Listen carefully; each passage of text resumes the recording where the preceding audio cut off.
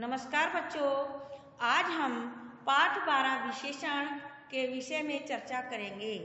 तो आइए अब हम विशेषण के बारे में जानते हैं कि विशेषण क्या होता है। आप अपनी पुस्तक में सभी बच्चे मेरे साथ देखेंगे व करेंगे। आप देखिए, पिताजी आज मैंने चिड़ियाघर में विशाल हाथी, चितकबरा तथा लंबा जिराफ देखा। वहाँ कुछ रंग बिरंगी चिड़िया भी थीं। अब देखिए इधर बच्चों, अच्छा तुम तो बड़े अच्छे व विचित्र जानवर देखकर आए हो, बड़ा मजा आया होगा न। उनके पिताजी बोल रहे हैं इधर। तो देखिए, अब जैसे कि यहाँ पर विशाल है, चितकबरा है, लंबा है, रंग बिरंगी है, तो यहाँ क्या है, संज्ञा और सर्वनाम शब्दों की यहाँ पर विशेषता बताई जा रही है। उनके अंदर क्या है, विशाल का मतलब होता है बड़ा, चितकबरा यानी कि चितकबरा क्या है, उनकी विशेषता बताई जा रही है। यहाँ भी लंबा है, वो लंबा भी उसकी एक विशेषता हो गई। रंग बिरंगी चिड़िया, वो भी एक विशेषता हो गई। तो जहाँ पर संज्ञा या सर्वनाम शब्दों की विशेषता बताई जाती है, वहाँ पर विशेषण कहलाते हैं, वो शब्द विशेषण कहलाते हैं। तो ये विशाल, चितकबरा, लंबा, रंग बिरंगी, ये सब संज्ञा सर्वनाम शब्दों की विशेषता बता रही हैं। ठीक है, अब देखेंगे। अब देखिए बच्चों, यहाँ पर उपरोक्त वाक्यों में विशाल, चितकबरा, लंबा, रंग बिरंगी, अच्छे व विचित्र शब्द अपने साथ प्रयुक्त संज्ञा शब्दों की विशेषता बता रहे हैं। इन्हें ही व्याकरण में हम विशेषण के नाम से जानते हैं। इन्हें किसके नाम से जानते हैं बच्चों? विशेषण के नाम से जानते हैं। ठीक है, मैंने आपको पहले भी अभी बताया है। ठीक है, अब देखिए इनकी विशेषण की परिभाषा को जानेंगे। जो शब्द संज्ञा या सर्वनाम शब्दों की विशेषता बताती हैं, मैंने अभी आपको ऊपर भी बताया है, उन्हें विशेषण कहते हैं। जैसे काला, मोटा, छोटा, बड़ा आदि। तो ये सब क्या है, काला भी एक विशेषता हो गई, मोटा भी एक विशेषता हो गई, छोटा भी एक विशेषता है, अब बड़ा भी एक विशेषता है। तो ये जो शब्द हैं, काला, मोटा, छोटा और बड़ा, ये सब संज्ञा और सर्वनाम शब्दों की विशेषता को बता रही हैं। ये यहाँ पर काला, मोटा, छोटा एक विशेषता को बता रहे हैं। ठीक है, अब देखिए आगे बच्चों, विशेषण जिन शब्दों की विशेषता बताते हैं उन्हें विशेष्य कहते हैं। जैसे विशाल हाथी में विशाल विशेषण तथा हाथी विशेष्य है। अब आपने ऊपर पढ़ा कि जिसकी विशेषता बताई जाती है वो तो विशेषण होता है, लेकिन जिन विशेषण शब्दों की विशेषता बताई जाती है तो वो क्या होते हैं, विशेष्य होते हैं। जैसे विशाल हाथी में विशाल विशेषण है, विशाल यानी कि विशालता उसकी, बड़ा जो है उसकी एक विशेषता को बताया जा रहा है यहाँ पर। तथा हाथी क्या है, किसकी विशेषता बताई जा रही है, हाथी की। तो हाथी यहाँ पर विशेष्य है, जिसकी विशेषता बताई जाती है ना, जिसकी विशेषता बताई जाती है तो वो तो विशेषण होता है, और जिसके बारे में बताया जाता है वो विशेष्य कहलाता है। तो आगे देखेंगे अब हम, आप जानेंगे। अब देखिए विशेषण के भेद, विशेषण के हम भेदों को जानेंगे। अब विशेषण के 4 भेद हैं। कितने भेद हैं विशेषण के? 4 भेद हैं।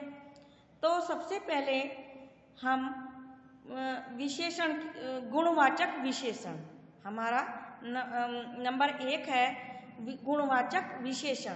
क्या है हमारा? गुणवाचक विशेषण, जो शब्द संज्ञा या सर्वनाम के गुण, दोष, रंग, आकार, स्थिति, दशा, अवस्था, स्पर्श, स्वाद, गंध आदि का बोध कराते हैं, उन्हें गुणवाचक विशेषण कहते हैं। जो शब्द संज्ञा या सर्वनाम के गुण, दोष, आकार, स्थिति, दशा, अवस्था, स्पर्श, स्वाद, गंध आदि का बोध कराते हैं, उन्हें गुणवाचक विशेषण कहते हैं। ठीक है, उन्हें हम क्या कहते हैं बच्चों? गुणवाचक विशेषण कहते हैं। अब देखेंगे आप गुण। गुण कौन कौन से होते हैं? जैसे आप जानते होंगे गुण किसी व्यक्ति के अंदर, मान लो ईमानदार है कोई, योग्य है, परिश्रमी है, विनम्र है, दयालु है, अच्छा है आदि। ये सब क्या है? किसी व्यक्ति के अंदर गुण हैं ये। जैसे हम कहते हैं कभी कभी कि उसके अंदर बहुत ज्यादा गुण है, तो उसके गुण क्या है? ईमानदार है कोई व्यक्ति, वो एक गुण हो गया। योग्य हो गया, परिश्रमी, विनम्र, दयालु, अच्छा आदि, ये उसके गुणों के अंतर्गत आते हैं। अब देखिए दोष। दोष क्या हो गए? मान लो किसी व्यक्ति के अंदर दोष है, बहुत ज्यादा दोष हो रहे हैं, हम कह रहे हैं उसके अंदर बहुत ज्यादा दोष हैं। तो दोष क्या है? जैसे पापी है कोई, मान लो पाप करने वाला पापी हो गया, अपवित्र, मूर्ख, कंजूस, आलसी, अयोग्य, बुरा आदि, ये उसके क्या हो गए? दोष हो गए। उसके अंदर दोष है, ये सब उसकी गुणता को दर्शा रहे हैं और ये उसके दोषों को बता रहे हैं। ठीक है, आगे देखिए रंग। लाल, पीला, नीला, हरा, सफेद, बैंगनी आदि। रंग कोई भी हो सकता है, मान लो ये जरूरी नहीं है कि ये ही रंग है, मान लो। अब देखिए आकार, लंबा, चौड़ा, गोल, सुडौल, पतला, नुकीला आदि, ये क्या है? उसकी आकार यानी कि बनावट को दर्शा रहे हैं कि वो कौन सी बनावट का है। अब देखिए स्थिति, बीमार, स्वस्थ, सामने, पीछे आदि। अब देखिए दशा, सूखा, गीला, पतला, कमजोर, भारी, नया आदि। मान लो हम किसी वृक्ष को कह रहे हैं कि ये तो सूखा है, ठीक है, ये तो, अब कोई वस्तु या कोई भी ऐसी चीज है जो गीली हो गई तो हम कह रहे हैं ये तो गीला है, ये तो अत्यधिक कमजोर है यानी कि पतला है, भारी है या नया है। जैसे कि हम अपने भाव प्रकट कर रहे हैं तो वो उसकी दशा को बता रहे हैं। ठीक है, आगे देखिएगा, आगे देखें। जैसे कि अवस्था, बाल्य, कौन सी अवस्था होती? बाल्य, युवा, प्रौढ़, वृद्ध आदि। स्पर्श, कोमल, कठोर, खुरदरा, नरम, गर्म आदि। यानी कोई वस्तु कोमल है, हम छूकर उसको स्पर्श करके पता चल जाता है। कोई वस्तु कठोर है, उसको हम स्पर्श कर रहे हैं। खुरदरा है यानी कि खुरखुरा है कोई, मतलब उसकी बनावट सही नहीं है तो वो खुरदुरा है। नरम है, हम कभी कभी कहते हैं कि बहुत ज़्यादा मुलायम है तो, और जैसे कि हमें छूने से, स्पर्श करने से पता चलता है कि ये बहुत ज़्यादा गर्म है तो आदि। गंध, सुगंधित, दुर्गंध, खुशबू, बदबू आदि। ठीक है, आगे देखिए स्थान। स्थान भी आते हैं, जैसे नागपुरी, कश्मीरी, देसी, भारतीय आदि। मान लो कोई भी स्थान हो सकता है, किसी भी जगह का हो सकता है। आगे देखेंगे आप, दूसरे नंबर पर आता है बच्चों हमारा आगे संख्यावाचक विशेषण। संख्यावाचक विशेषण में देखिए क्या होता है? जिन शब्दों से संज्ञा या सर्वनाम की संख्या का बोध होता है, जिन शब्दों से संज्ञा या सर्वनाम की संख्या का बोध होता है उन्हें संख्यावाचक विशेषण कहते हैं। उन्हें हम संख्यावाचक विशेषण कहते हैं। जैसे चित्र में 3 गुलाब हैं, मान लो आपका तो यहाँ दे रखे 3, तो बच्चों यहाँ पर कोई भी हमारी संख्या हो सकती है। ये जरूरी नहीं कि एक ही संख्या हो, 2 संख्या हो, 3 संख्या हो, 4 संख्या हो। संख्या हमारी कोई भी हो सकती है, 100 भी हो सकती है, 2000 भी हो सकती है, 1000 भी हो सकती है। मान लो कोई भी संख्या हो सकती है। 2 शेर लड़ रहे हैं, तो जहाँ जिन शब्दों से हमें ये पता चलता है, संख्या का बोध होता है, वहां पर संख्यावाचक विशेषण कहलाता है। ठीक है, आगे देखिए परिमाणवाचक विशेषण। परिमाणवाचक विशेषण क्या होता है आप जानेंगे इसके बारे में भी। जिन शब्दों से संज्ञा या सर्वनाम की निश्चित मात्रा, माप तोल आदि का बोध होता है वे परिमाणवाचक विशेषण कहलाते हैं। वे क्या कहलाते हैं? परिमाणवाचक विशेषण कहलाते हैं। अब देखिए जैसे कि 2 लीटर दूध ले आओ, मान लो यहाँ पर हमारा 2 लीटर है, नपा हुआ है मान लो हम किसी निश्चित मात्रा को कह रहे हैं, निश्चित मात्रा के लिए कहते हैं कि जैसे 3 किलो, 4 किलो, 5 किलो ये आलू ले आओ, चीनी ले आओ, कोई भी ले आओ, है ना। इसकी दूध की जगह हम कोई भी वस्तु हो सकती है।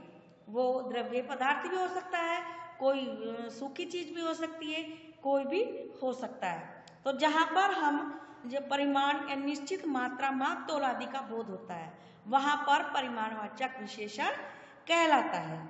ठीक है।